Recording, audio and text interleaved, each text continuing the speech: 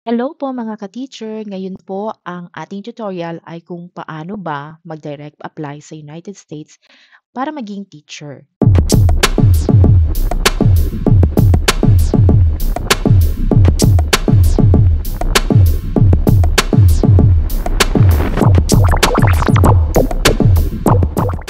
So ito po yung need po muna nating malaman ang basic requirements sa pag apply.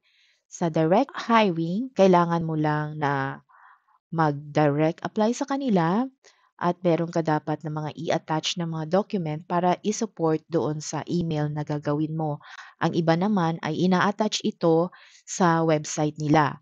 So, isa doon yung passport, then yung teaching license mo, and currently teaching ka dapat, at least 2 years of teaching experience, at meron kang minsan may ina-upload na reference letter, isa sa admin at dalawa sa mga teachers mo. Puwedeng teacher sa Pinas or teacher na sa US.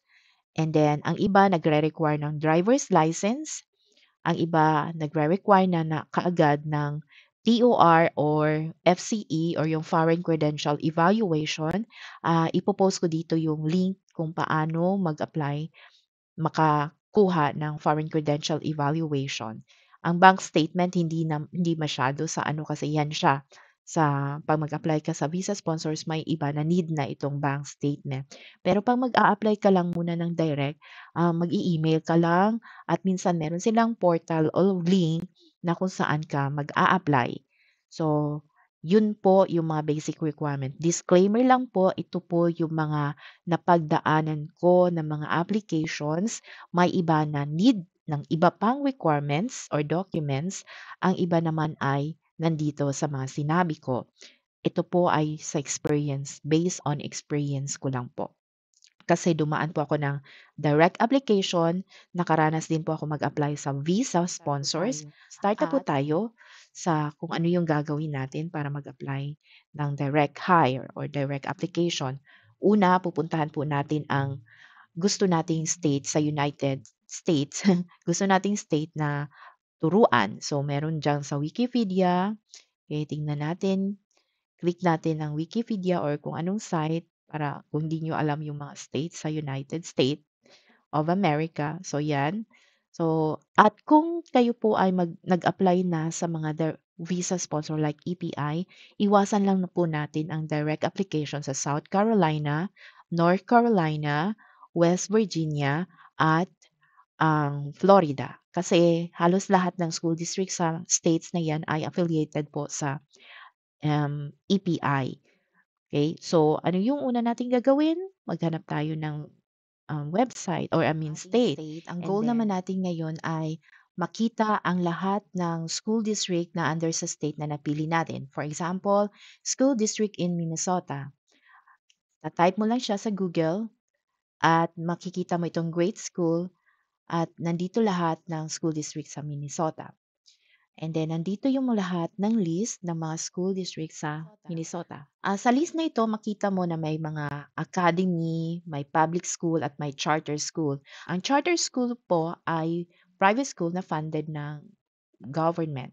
Merong supplement ang government. Ang public school naman po ay of course sa government. Ang academy yan po ay sa private school. Mamimili po tayo dyan ng school district. Yan. For example, napili natin itong Albany Albany Public School District. Yan. At diyan ang ginagawa natin ito para makita yung website nila at may clickable item doon para sa job opportunities or employment opportunities. Yan, or job listings. For example, itong Avon Elementary School, click lang natin yan para pupunta tayo sa kanilang sites. At sa site ng Albany or Avon Elementary School, may nakalagay diyan employment. Click natin yung employment na yan. And then dito merong job opportunity. Yan, mga clickable item naman. So, ano mo lang, i-follow mo lang siya. And then dito sa job opportunity, makikita mo na meron diyang elementary school teaching. At need nila for next school year, ang special education teacher. So, yun ang gagawin natin. At ito yung sinasabi ko na um, kailangan nating makita ito para makita ang job listings. At pag nandiyan ka na, click mo lang itong apply at mapupunta ka kaagad sa ApplyTrack. So ito yung isang way sa pag-a-apply. So this is through website nila. So meron silang tinatawag na ApplyTrack application. So magla-login ka lang and then ano diyan ng mga question, mag-upload ng mga documents, 'yan. So ise-send mo lang 'yan lahat. And then minsan 'pag nag-a-apply na ako sa kanilang portal, hinahanap ko pa din yung kanilang directory at nag-e-email ako sa mga school principal. Like for example, hanapin ko yung superintendent or school principal, 'yan. Diretso ako nag-a-apply sa kanila. 'Yan, ako ng email. Ito yung example ng mga email na ginagawa ko. Like ito, on January 16, ang dami kong application. Usually, 10 applications ang ginagawa ko sa isang araw. So, dito sa email is inaano ko dito yung superintendent or principal or HR personnel nila. Ini-email ko. Meron akong ginagawa na cover letter. Yan. May cover letter ako or application letter. Nilalagay ko lang siya as text doon sa email ko. And then, nag-a-attach ako ng mga documents. So, lahat ng mga ginagawa ko ay kina-copy paste ko, at sinisave ko, nilalagay ko siya sa isang folder. So, ito na, dire-diretso na, recommendation, teaching license, resume, diploma ko, FCE, yung wala pa akong FCE, TOR lang sinasubmit ko, and then NBI clearance. So, yun lang ang inuulit-ulit ko. So, naghanap ulit ako ng link at yon nagsisend ako ng application sa kanila.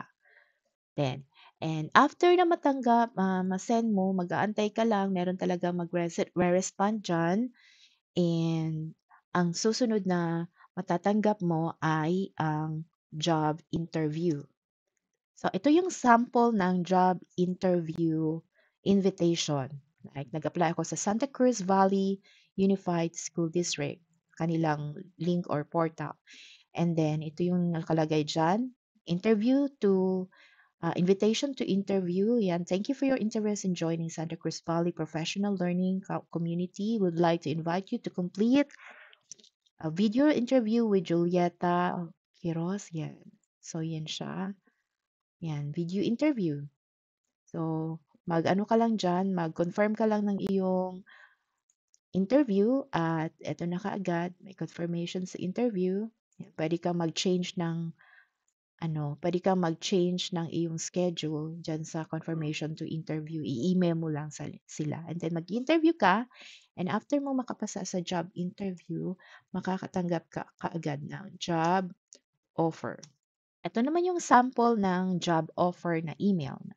And usually, meron ding HR or principal na mag-email sa'yo na our team love your energy and they felt that you make a great addition to the team. We would like to offer you the 5th grade science position.